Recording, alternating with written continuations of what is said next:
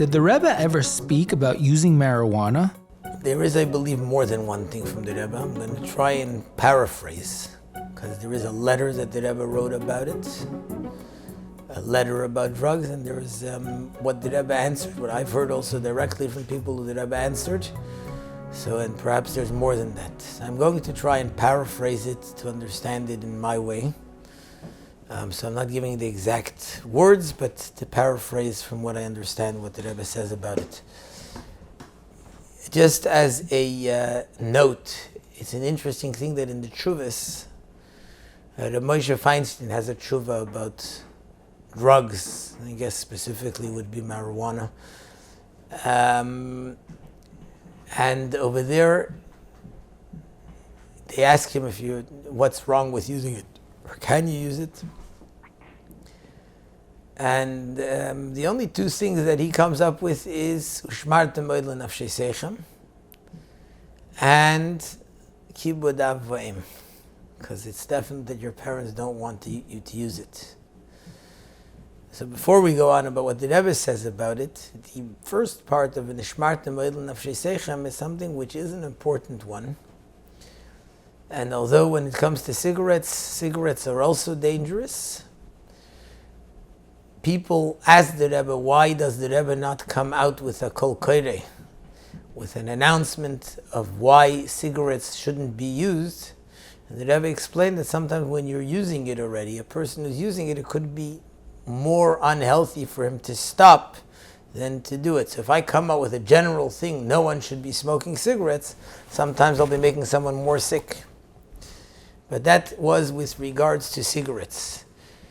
Just a little paraphrasing when we talk, a little idea when we talk about marijuana, and a lot of people don't know what it, because of the whole, the world is trying to sell it and to make it into a kosher, fine thing, the destruction that it causes, and this is something which you see, anyone who has a little bit of experience in life, the destruction that it causes sometimes could be worse than even the worst drugs. The worst drugs are dangerous in the simple sense.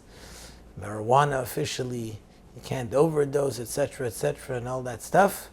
But in the end of the day, what it does to the person's mind, when it does to the person's ability to connect to his surroundings, very often, it can destroy a person's whole social life, which means marriage, children, connection to family, work ethics, etc.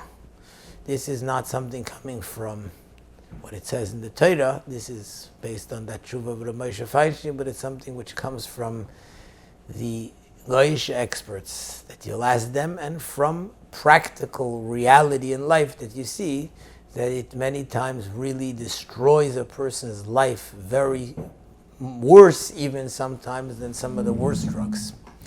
Okay, but the idea of what the Rebbe explained, apparently, so again, there's also a letter from the Rebbe, but that's in general about drugs, where the Rebbe says it's not something to do, and it seems from that letter as well as from what the Rebbe explained to someone one time, the general idea is the following.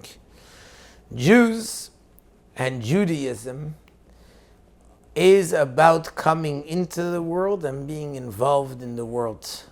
Our mission in the world is to be involved in the world, in that way to change the world. When, for example, a person will say some l'chaim, which is something which was common by Chassidim, to say l'chaim by a farbrengen, and obviously in that itself, not too much, not more than 4, etc., when someone says a little bit of l'chaim, it opens him up in order to be more involved in the world, more involved with others, more involved with the world. What most of these drugs, and specifically marijuana is one, what it does to a person is it takes him out of the world.